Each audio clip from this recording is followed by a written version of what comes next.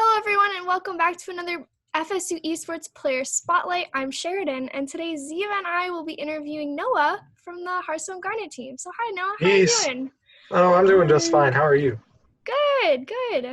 My name is Noahdd Dubroff. My current gamer tag for Hearthstone, at least, is Noahdd, and I'm a freshman. Well, actually, I'm going into sophomore as well, but yeah. So how long have you been playing video games? Oh, for quite a long time. My dad was bad. He let me play Warcraft 3 when I was like 5 or 6, so yeah, that's a long time. So how did that translate into Hearthstone? Hearthstone is actually based off the little Warcraft lore universe, so it was kind of natural for me. I've always loved Blizzard, I've always loved their games, and lately I've fallen in love with games like their games, so yeah, I'm a total addict right now. I know you haven't been able to compete for very long with us, but how's your time with FSU Esports been and how has it impacted you? It's been absolutely amazing, honestly. I mean, it's just, I was almost expecting to get like schooled in every way, but everyone's is just so nice, and it's like, holy crap, competitive sports for once isn't terrible. Of course, I'm joking about that. Oh yeah, I don't know what you're talking about. There's nothing toxic about competitive esports.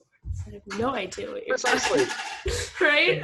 Yep. So now we're going to move on to kind of Tespa and how your competition season has been going. Evidently, and unfortunately, it was postponed for the past 2 months. So I know not much practice was held for those 2 months, but how did you personally adapt to the season's postponement? Did you continue to grind a ladder, or did you kind of say, oof, maybe I'm going to take this as an opportunity to take a break? I did like a combination of both. For the first month, I did grind the ladder. I think I did pretty well. And then for the second month, I'm like, okay, Hearthstone Bender over. Let's take a break. We're on a Warcraft, baby. Woo! And so how did you deal with motivation to grind ladder? It was pretty easy. Well, at least for me, it was easy. I understand for other people it's not, but for me, I'm like, ooh, fun deck. I want to win with this fun deck. And I am just bullheaded when it comes to that. So if I lose, I like one tiny adjustment. Let's do this again until I start winning for a good amount. So you generally have like a lot of fun with ladder then? Oh, I do. I love experimenting on it. I love using other people's overpowered decks and going, holy crap, these are so amazing. So now we're going to move back to kind of Tespa and the team because you play in teams of 3. So what is that team dynamic like? Who pilots? Who plays what sort of decks, including yourself? What deck do you play?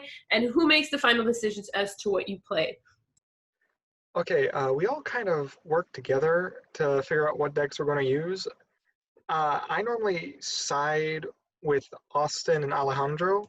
They tend to be a little bit more experienced in this field than me because I haven't done much competitive up to this point.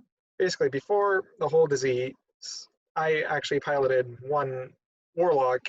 We were like, I'm not sure about that one. It's not doing good, but you see, I like tinkering. I made a few minor adjustments, and we kind of like steamrolled their first.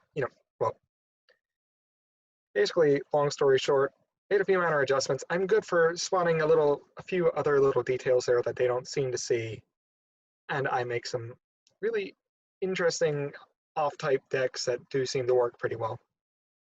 Do you think you can spot those kind of things that they might not be able to see because you're kind of newer to the game and they maybe have kind of like a newer perspective? I'm not sure if it's really that. I just like to look for at least 2 to 3 ways to win a game every single moment. I think it's just habit because we were just doing a few practice matches, and there was this little 5 health taunt, right? They put that down. If I didn't get rid of that, they would win. And they, they thought that I only had one way to remove it. I was playing Demon Hunter. There's this minion that ignores taunt minions.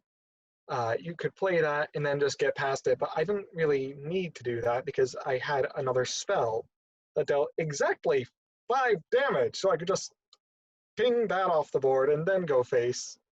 They didn't see that.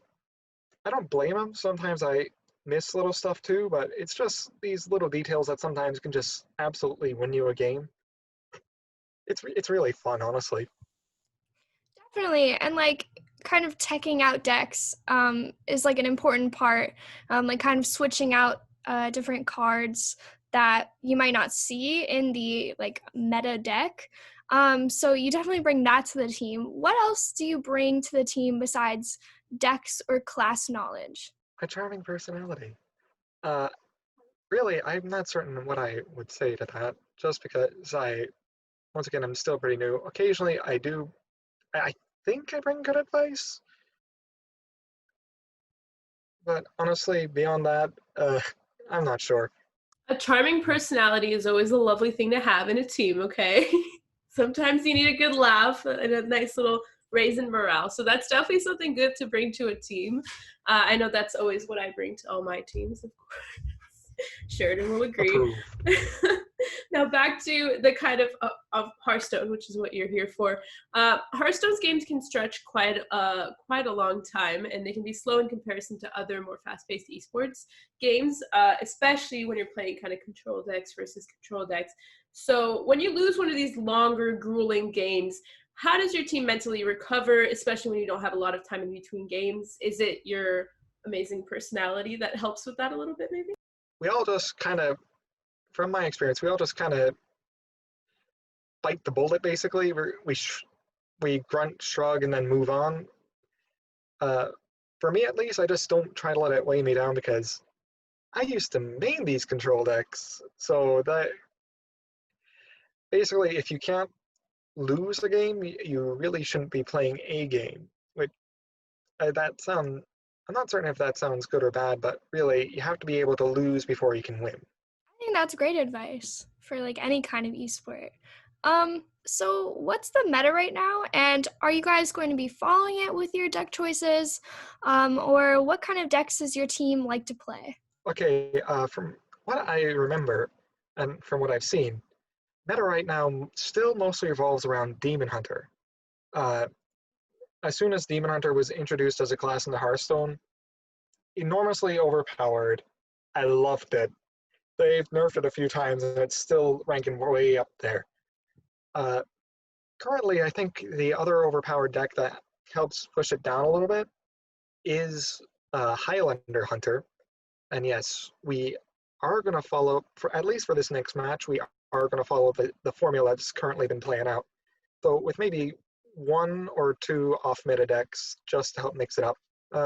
Another really good deck out there currently is not Highlander. What am I saying? Pardon me.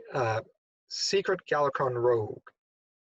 Oh man, I've seen that one get played. I don't have all the cards for it, but it's always so fun to watch just because it's mad the resources that you can generate in one round. So now moving back to kind of Tespa and the season that you'll be starting up again, what are your expectations going into the resuming Tespa tournament? What are your thoughts going into it? My thoughts going into it, I think everyone is, if anything, I think this is going to be a little bit harder than it was beforehand because over the lockdown, there isn't much you can do besides play video games.